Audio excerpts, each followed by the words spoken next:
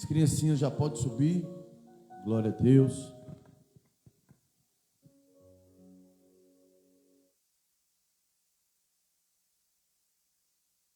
Glória a Deus. Saúde a todos com a paz do Senhor. Amém, irmãos? Amém? Quem está feliz com Jesus? Livro de Atos dos Apóstolos, capítulo de número 2. Atos, capítulo 2. Faz um tempinho que a gente está nesse texto, né? Nesse livro, nesse assunto. Capítulo 2. Sempre intercalando entre Lucas e Atos. Entre Atos 1 e entre Atos 2 e entre Lucas 24. Quem achou, diz amém. Diz assim: E cumprindo-se o dia de Pentecostes, estavam todos reunidos no mesmo lugar. E de repente, veio do céu um som como de um vento veemente, impetuoso, e encheu toda a casa em que estavam assentados. E foram vistas por eles línguas repartidas como que de fogo, as quais pousaram sobre cada um deles. E todos foram cheios do Espírito Santo. Começaram a falar em outras línguas, conforme o Espírito Santo lhes concedia que falassem. E em Jerusalém estavam habitando os judeus, varões religiosos de todas as nações que estão debaixo do céu. Versículo 7 diz: E todos pasmavam e se maravilhavam, dizendo uns aos outros: Pois que não são galileus todos esses homens que estão falando? Como, pois, os ouvimos cada um na nossa própria língua em que somos nascidos? Versículo 12 diz: E todos se maravilhavam e estavam suspensos, dizendo uns para os outros: Que quer isto dizer? E outros, zombando, diziam: Estão cheios de mosto ou de vinho. Você pode sentar aí. Senhor, fica conosco. Espírito Santo nos ajuda, nos dá discernimento, que a tua unção esteja nesta palavra, em nós, no nosso coração, e que tu venhas, Pai, trabalhar em nosso coração, na nossa vida, dando a aplicabilidade desta palavra, nos trazendo avivamento, um renovo espiritual esta noite, em nome de Jesus. Amém. Nós já falamos aqui sobre a necessidade de um Pentecostes, falamos sobre o conteúdo do Pentecostes, as causas do Pentecostes, o poder do Pentecostes, e hoje eu quero falar, talvez finalizando essa pequena série, né? Depende do Espírito Santo, se nos conduzir a continuar falando do assunto, a gente fala, mas não pretendendo esgotar o assunto, porque tem muita coisa aí. Mas eu quero falar sobre os resultados do Pentecostes. Nós já evidenciamos que o Pentecostes, ele é o cumprimento de uma promessa do Pai e de uma espera obediente, perseverante e cheia de expectativa de uma vida poderosa. Quem está me ouvindo diz amém. O Pentecostes, ele veio como resultado de uma vida de oração, capacitando a igreja com poder para que ela possa viver, morrer e pregar o evangelho debaixo desse poder. Agora nós vamos olhar o Pentecostes sobre o prisma de seus resultados. Quais são os resultados? O que resultou isto? O que resultou toda esta efusão? O que resultou toda esta manifestação do Espírito Santo? Como esse fenômeno que passou e deixou rastros eternos? Qual foi o resultado deste Pentecostes? Em primeiro lugar, nós destacamos que o Pentecostes, ele foi um fenômeno celestial. Como nós vemos no texto, a Bíblia diz: de repente veio do céu. veio com som, ele veio com vento, ele veio com fogo e ele veio com o fenômeno das línguas estranhas. Como sempre falamos, nós cremos neste mover do Espírito, nós cremos nessa manifestação do Espírito Santo, porque ela não vem dos homens, não vem da terra, ela vem dos céus. O Pentecoste é um fenômeno celestial, som para despertar quem está dormindo, vento para nós percebermos as realizações do vento. Nós percebemos, mas não vemos, mas o vento, ele é muito importante. Fogo para purificação de pecados, fogo para iluminação, fogo para aquecer aqueles que estão frios, e também com o fenômeno de línguas estranhas. O que é interessante é que essa primeira manifestação do Espírito Santo no dia de Pentecostes, ele trouxe um fenômeno da glossolalia, que são as manifestações das línguas. E esse fenômeno era o seguinte: a pessoa falava numa língua que um judeu, por exemplo, ou galileu, ele falava na língua de um cretense, ele falava grego, ele falava das 40 nações que estavam ali, os Mesopotâmia, Capadócia, Frígia, Cirene, os forasteiros romanos. Então eles começaram a ouvir o seu próprio idioma, e isso foi um fenômeno poderoso. Até quem pense e pregue que o fenômeno das línguas estranhas foi dado apenas naquele momento, para que a pessoa falasse idiomas e dialetos de outros países. Naquele momento sim foi. Só que ao continuar o ministério dos apóstolos, a Bíblia diz que Pedro, Paulo, eles pregavam e eles falavam em línguas estranhas. Só que a partir daquele momento ali, que passa o Pentecostes, eles têm variedades de línguas, que não eram apenas idiomas terrenos, mas idiomas celestiais. Quando chega lá em 1 Coríntios capítulo 14, 12 e 14, Paulo fala dos dons espirituais, e ele vai falar do dom de língua, e ele diz que aquele que fala em línguas estranhas, ele não fala a homens. Então, se não fala a homens, logo não é apenas o idioma mais lá de Atos dos Apóstolos, mas ele diz que fala em mistérios com Deus. Então não é língua dos homens mais, é a língua da manifestação que só o Espírito Santo pode dar, que nem uma sala de aula pode lhe ensinar. Aleluia. Então é um dom do Espírito esse falar em outras línguas. É interessante, deixa eu ver se eu tenho tempo. Tenho.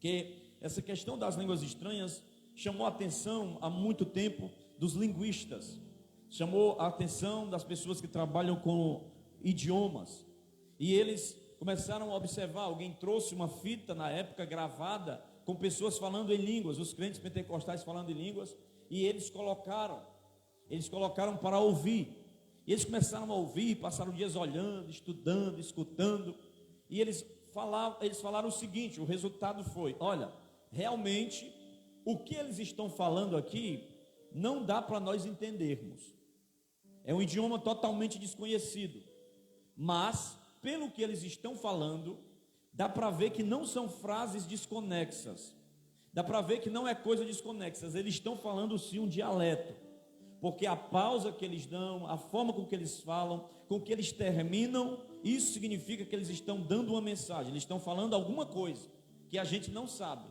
mas eles estão falando alguma mensagem.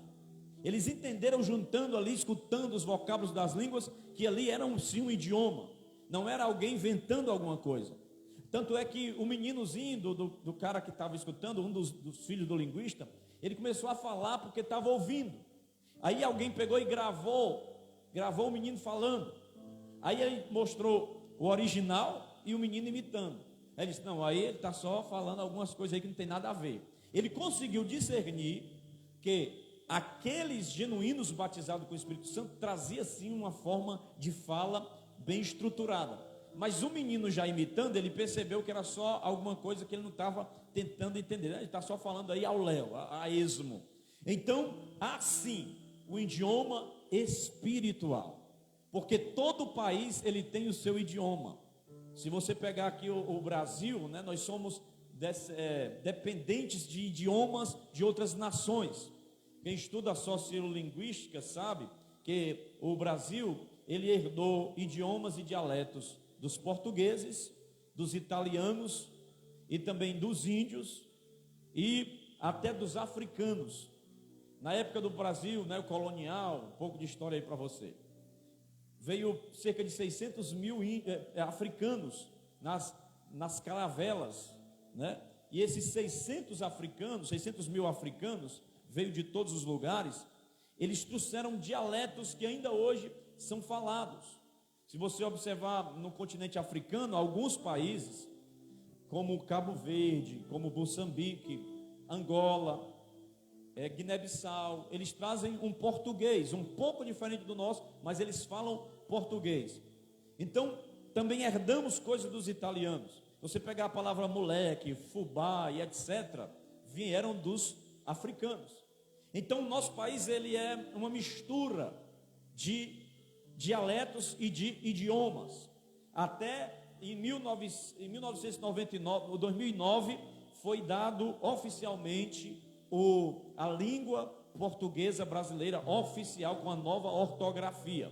Então todo país ele tem uma linguagem, ele tem um idioma. Então essa língua aqui não é da terra nem de um país da terra, ela é do país celestial.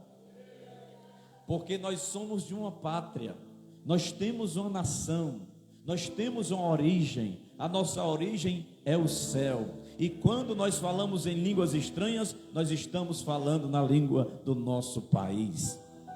Não se preocupe se você ainda não foi batizado com o Espírito Santo e não fala essas línguas, porque quando você chegar lá, você vai entender, você vai falar na língua celestial. Aleluia, glorificado seja o nome do Senhor. Há pessoas que não acreditam, eu respeito. Há pessoas que até blasfemam contra.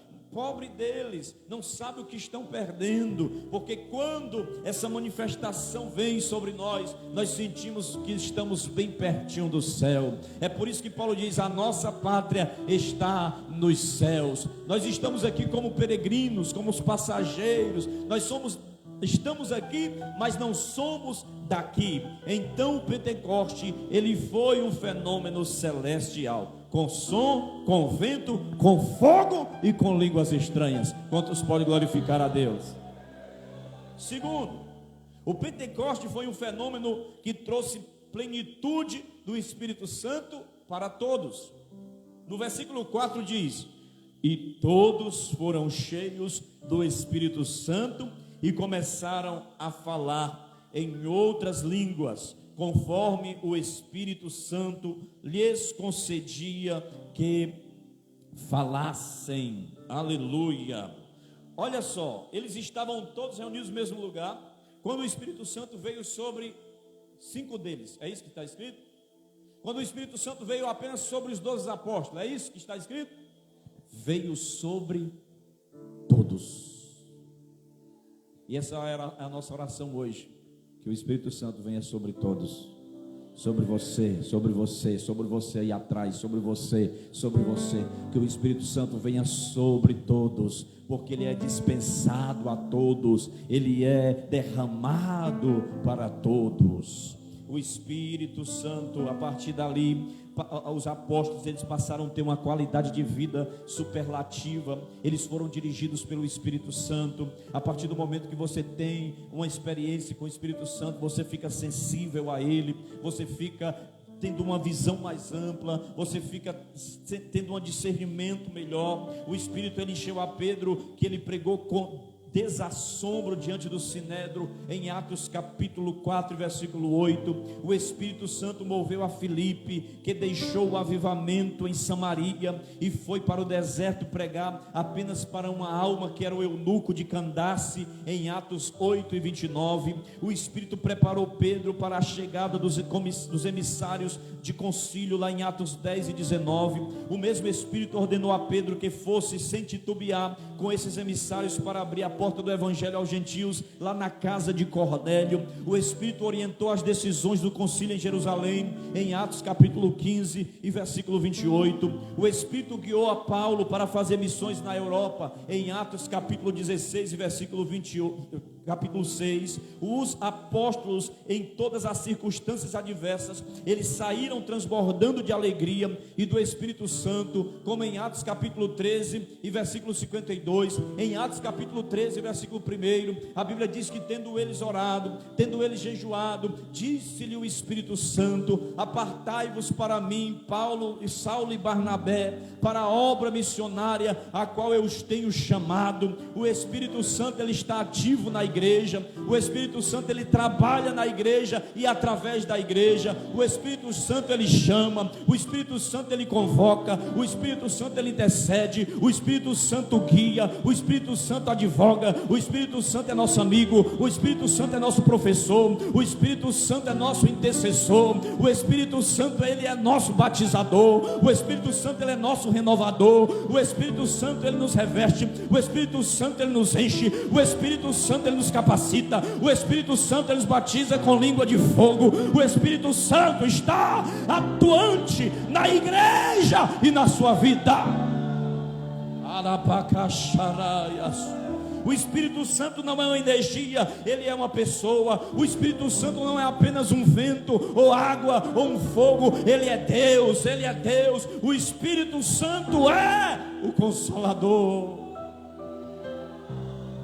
Jesus disse que o Espírito Santo, ele vem para convencer o homem da justiça e do juízo. Se você está aqui essa noite e você entende o propósito do evangelho, e você entende por que você é cristão e por que você é crente, é porque um dia o Espírito Santo foi lá no mundo, lhe catou e lhe convenceu da justiça, lhe convenceu do pecado, lhe convenceu do juízo, e hoje você está dando glórias aqui por causa deste Espírito Santo que está trabalhando. Ele trabalha do meu lado direito, ele trabalha do meu lado esquerdo, ele trabalha aí atrás, ele trabalha aí na porta, ele trabalha aí no data show, ele trabalha aqui no púlpito, ele trabalha aqui nos músicos, no meio dos jovens, no meio das crianças, no meio dos obreiros, no meio dos casais, no meio da família. O Espírito Santo, ele está trabalhando por meio dessa live. Quem está assistindo agora e se for assistir depois, receba a unção do Espírito Santo. Aleluia. Eu não abro mão dessa manifestação, eu não abro mão dessa unção, eu não abro mão de calabacharabacaia, não abro mão do poder do Espírito. Adore a Deus. Bacharabacaia. O Espírito Santo, o Pentecoste, ele trouxe plenitude para todos, para todos, para todos. Até você que não acredita, é para você também.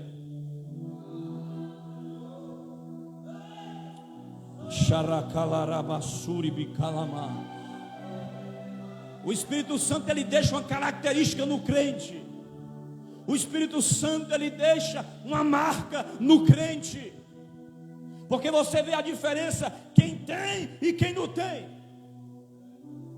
Não precisa se esforçar muito para demonstrar. Eu não preciso provar nada para ninguém. Se sou homem de Deus ou se tenho, se eu sou mulher de Deus ou se não, se eu tenho ou se eu não tenho. Não precisa tentar provar nada, porque só no abrir da sua boca as pessoas já vão ver. Aí tem poder, esse aí tem poder, esse aí tem o Espírito Santo, esse aí tem unção aí, tem poder aí. Quem tem?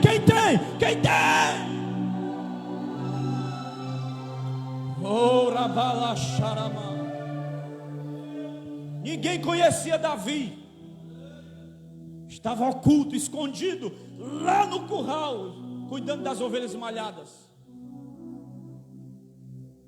Aí alguém disse assim: ei, eu preciso de um tangedor, preciso de alguém que toque bem, que seja ungido.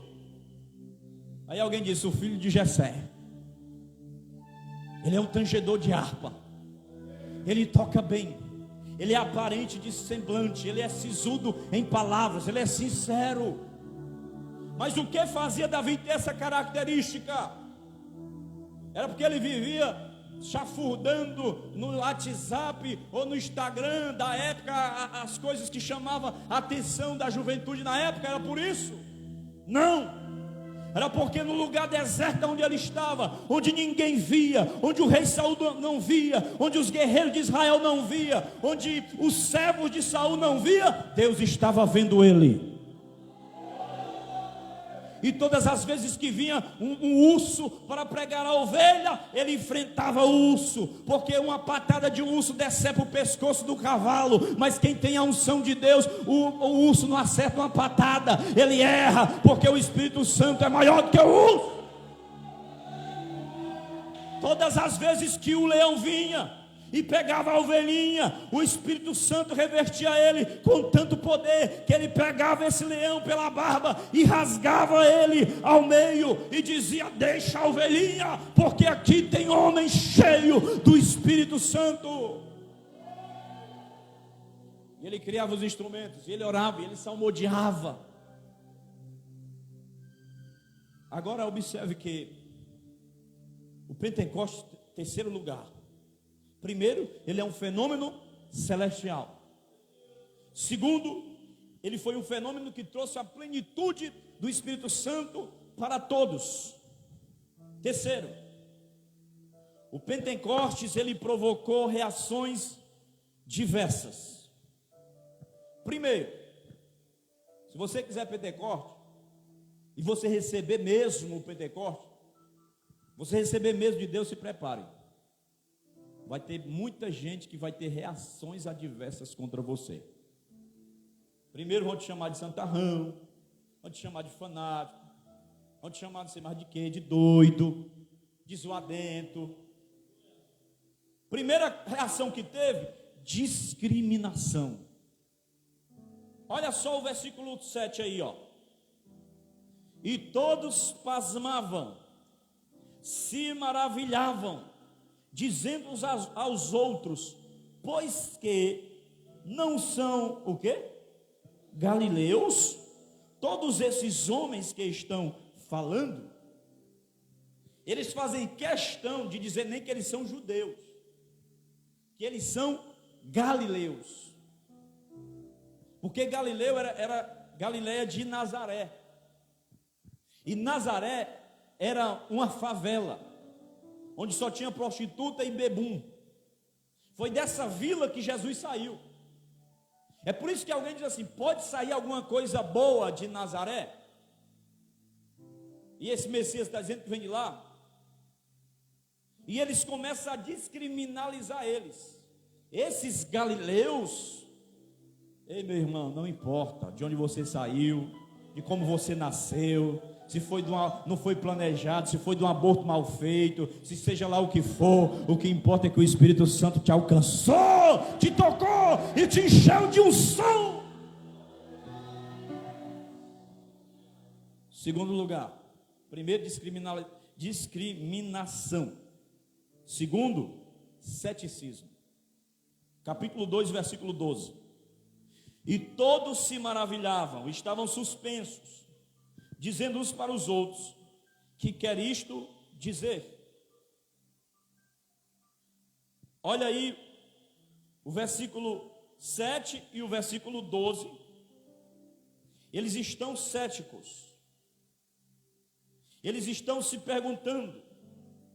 Havia no Pentecostes dois grupos. Primeiro, os que perguntavam. Versículo 7 diz assim: não são galileus todos esses homens que estão falando? Versículo 12 diz: que quer isto dizer? Eles interrogavam, eles perguntavam. Mas também tinha um outro grupo.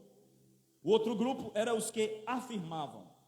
No versículo 13 ele diz: e todos zombando diziam: estão cheios de vinho, estão embriagados. Sabe o que é o pior? É que muita gente prefere ficar espantado, prefere ficar perplexo, do que crer com simplicidade. Gente que faz todas as perguntas: o que é isso que quer dizer? Isso é Deus mesmo? Será mesmo? Está sentindo mesmo? Eles preferem ficar nas interrogações, duvidando.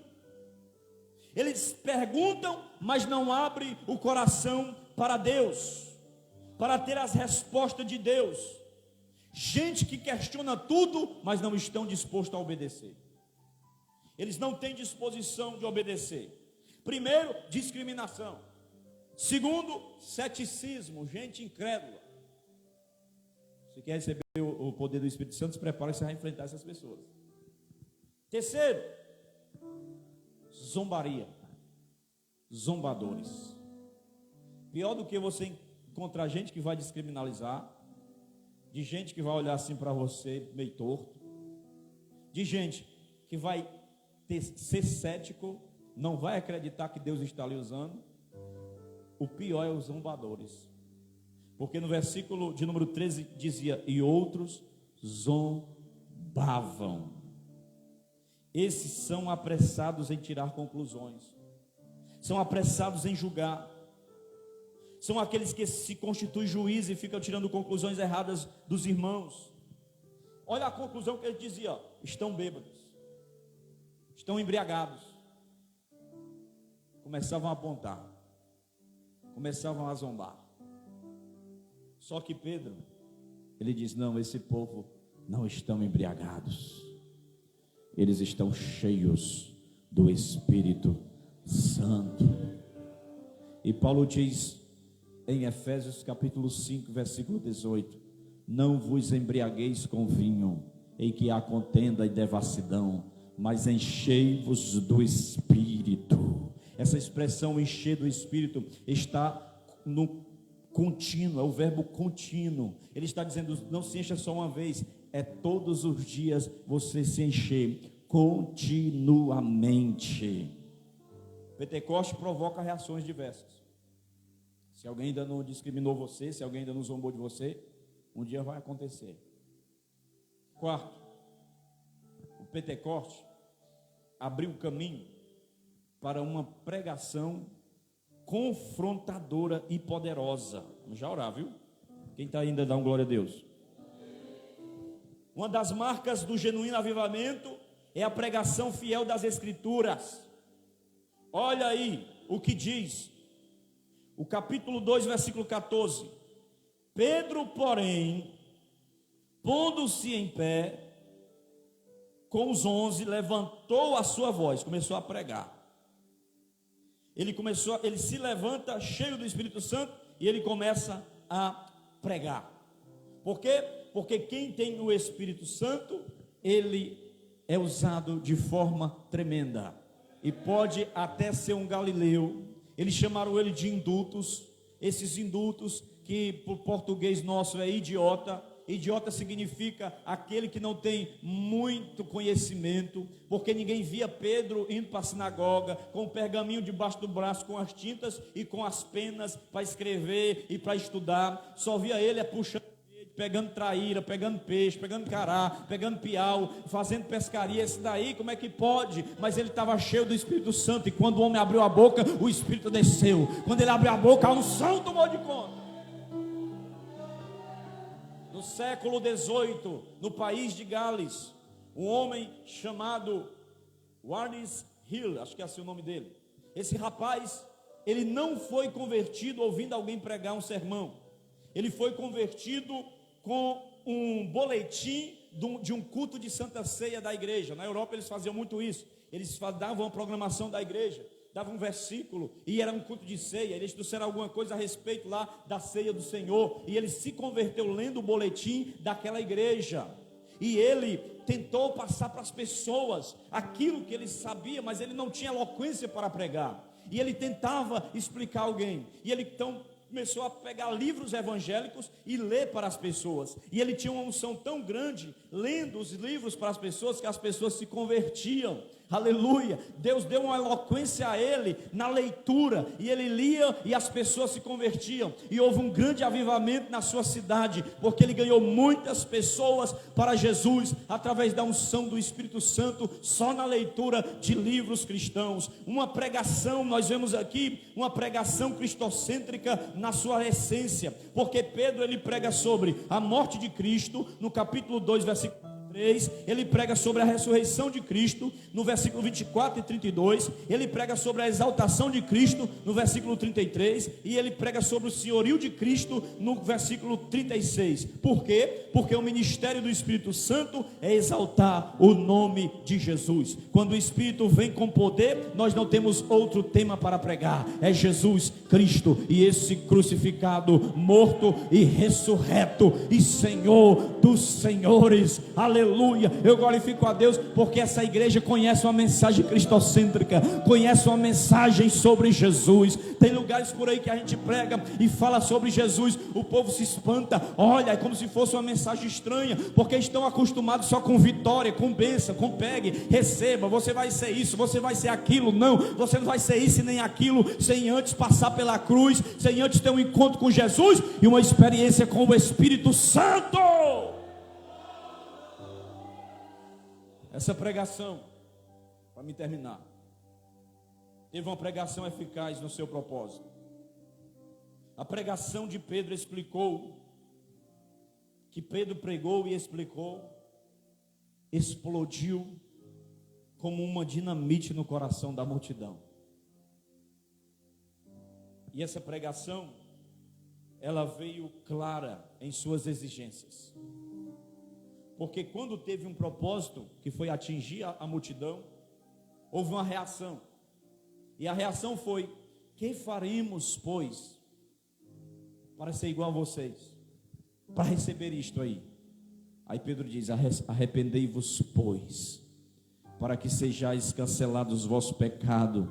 Lá no versículo 38, ele diz: arrependei-vos e cada um de vós sejais batizado em nome de Jesus Cristo para perdão de pecados, e recebereis o dom do Espírito Santo. Não vem sem arrependimento.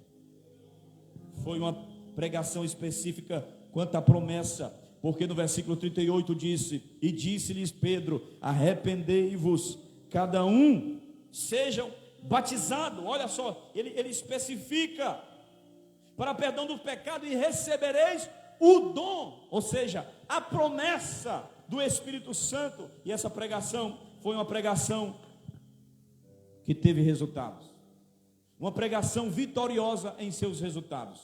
Versículo 41: de sorte que foram batizados os que de bom grado receberam a sua palavra, e naquele dia agregaram-se, através da pregação de Pedro, quase 3.000 almas. Quer pregar e ter resultado e ver resultado? Quer orar e ver resultado? Quer administrar e ver resultado? Quer fazer qualquer coisa e ver resultado? Convida o Espírito Santo. Convida o Espírito Santo. Peça a Ele esta unção. Peça a Ele este dom. E nós estamos aqui para isso, para falar com Ele, para pedir a Ele. Pode apagar a luz. Vamos orar. Tu és bem-vindo nesse lugar, Espírito Santo.